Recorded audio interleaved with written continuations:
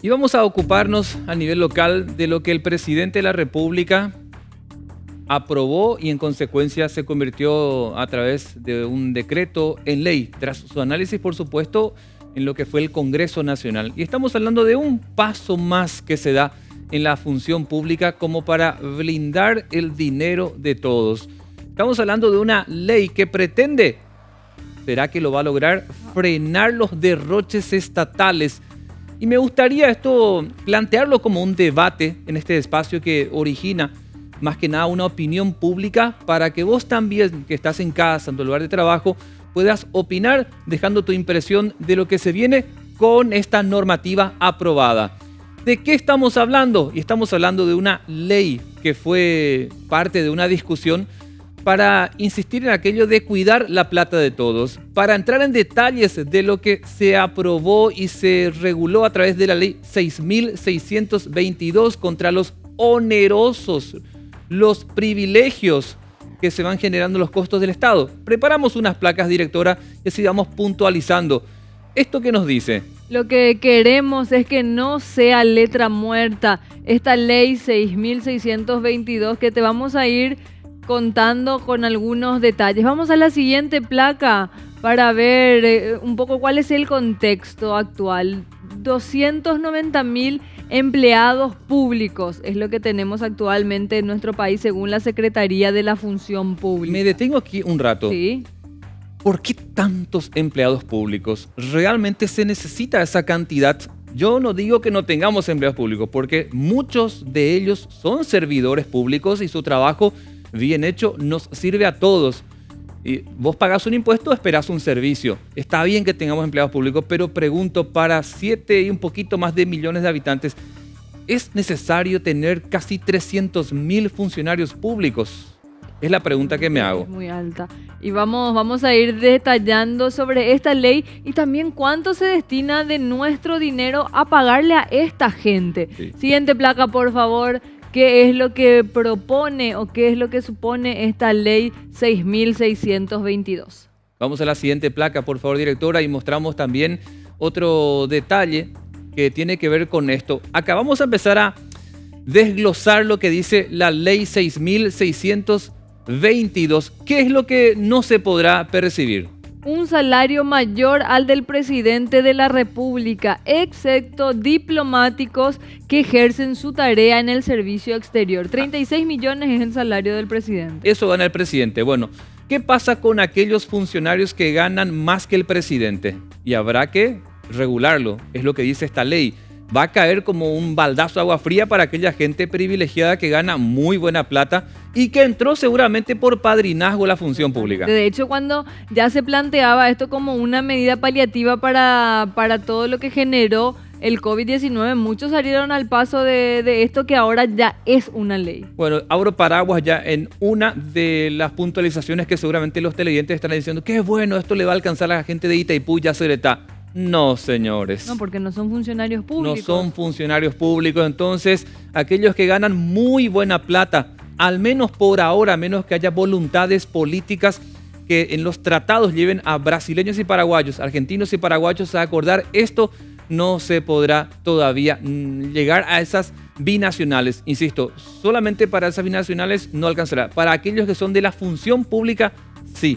Bueno, avanzamos a la siguiente placa, directora. ¿Qué más dice esta ley? Tampoco se permitirá el pago de sumas adicionales por cumplimiento de la obligación de asistencia en el trabajo. Esto era realmente muy loco, por usar una expresión. Era así, presencia te pagaban. Sí. O sea, llegar, es como que te digan te pago por venir a tu trabajo más de lo que ya te pago todos los días. No, era una cuestión muy absurda. Claro, porque estamos hablando de los privilegios en la función pública. Presentismo. Presentismo, esa es la palabra. ¿Cómo te van a pagar presentismo? Se supone que tener un trabajo requiere que estés presente en el mismo, ¿verdad? Y bueno, era uno de los tantos beneficios que esperemos, pero con el corazón en la mano te lo digo, Diego, y esto es muy personal, se cumpla. Porque cuando algo ya, viste, cuando todo está mal, aparece algo bueno, sí, y lo primero que hacemos es dudar, lastimosamente. Cuando terminemos nuestras placas, yo te voy a dar mi impresión, ¿cuándo va a tener para mí, efecto esta ley. A ver, vamos Avanzamos. a la siguiente, por favor.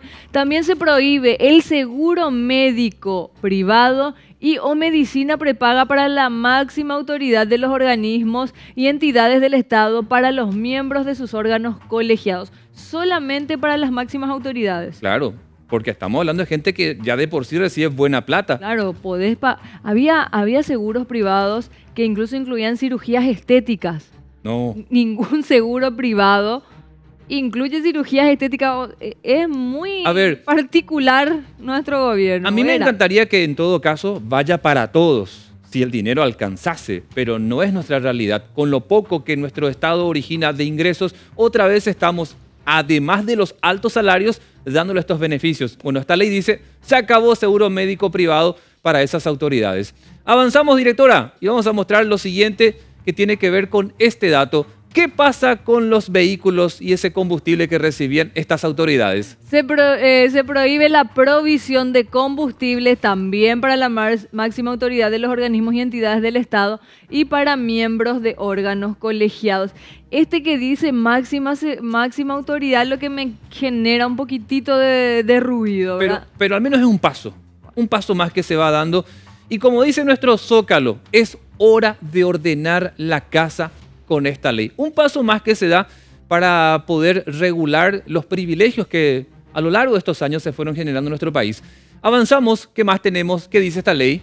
Dice que habrá un control especial para el nombramiento de asesores y parientes dentro de la función pública. Y aquí entran a regir estos cargos de confianza, Sí.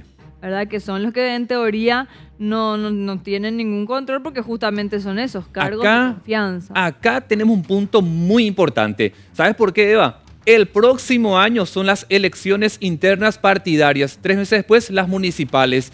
Y generalmente en esa campaña electoral yo te voy a votar, pero Eva, me tenés que dar un puesto en algún lugar. No solo Un a carguito. mí, no solo a mí, también a todos los que voy a llevar para que te voten. Es muy delicado. Ojalá que esta ley se pueda cumplir. Tenemos una placa más. Vamos contándote los puntos principales de esta ley 6.622. Acá va, atendé lo que dice. Se limitará la incorporación de colaboradores o asesores o cualquier otra figura, hasta 3 asesores nomás pueden tener. ¿Cuánto tienen ahora? Batallón tienen algunos. Quienes durarán en sus funciones el tiempo que estén en sus máximas autoridades. Y con tantos asesores uno dice, ¿cómo siguen metiendo tanto la Uno pues pata? supone que el asesor es el que tiene la cabeza pensante, aquel que se preparó académicamente, aquel que va a poder escribir lo que quizás ese político no es capaz de plasmarlo, de volcarlo en un documento. Entonces, uno supone que es la luz que tiene a su lado. Judicialmente, económicamente. Pero ese rubro llevó a que se denunciase después secretaria VIP, secretario VIP y todos los que son privilegiados y que no son luces, sino son sombras, finalmente. Hasta 3 asesores, entonces, es Pero lo que se va a poder tener. Atender otro detalle. Ellos van a estar en esa función el tiempo que dure esa autoridad. Cosa que no ocurre hoy día. Porque ¿qué pasa? Vos me contratás a mí como asesor, pero va a terminar tu periodo ya como parlamentaria. ¿Qué haces conmigo? Me empezás a comisionar, me envías a otro lado. O lográs en esa institución nombrarme. O sea, yo no me voy contigo. Si termina tu periodo parlamentaria, yo también me tengo que ir contigo. Okay. Porque yo soy tu asesor. Entré contigo. Claro, o la otra persona debería tener a alguien con la que pueda trabajar o que goce de su confianza. Ley 6.622 es lo que estamos analizando en esta mañana en América Noticias. Vamos a la siguiente placa, por favor. Y esto. Hablábamos en un principio que son 290.000. De cada 100 guaraníes, 76 van destinados al pago de salarios. Y este dinero se tiene que honrar porque es plata de todos. Es una plata que llega de impuestos y otras fuentes que tienen las arcas del Estado. Por lo tanto, queda un margen tan pequeño para hacer inversiones y otras cuestiones que esperan como servicio. Si se está pagando 76 de cada 100 guaraníes, entonces el que es funcionario, la que es funcionaria, tiene que honrar ese cargo y no decepcionar a aquellos que hacen realmente una buena tarea. ¿Cuál es nuestra intención para dar paso ya en un rato a nuestros compañeros que están esperando también sumarse a este espacio de opinión? En un rato para escuchar a Carlos, por ejemplo, yo quisiera decir lo siguiente. Para mí es una noticia positiva, es un pasito más. Creo que hace falta más a esta ley, pero no creo que el efecto sea inmediato. Punto 1. Punto 2. ¿Cuándo creo que esto en la práctica, Eva, se va a sentir? Después de las elecciones municipales. Al menos 1 o 2 años después. ¿Sabes por qué? Porque es la etapa de las promesas. Y los políticos, aunque públicamente no digan te voy a dar un cargo, siempre lo hacen bajo la mesa.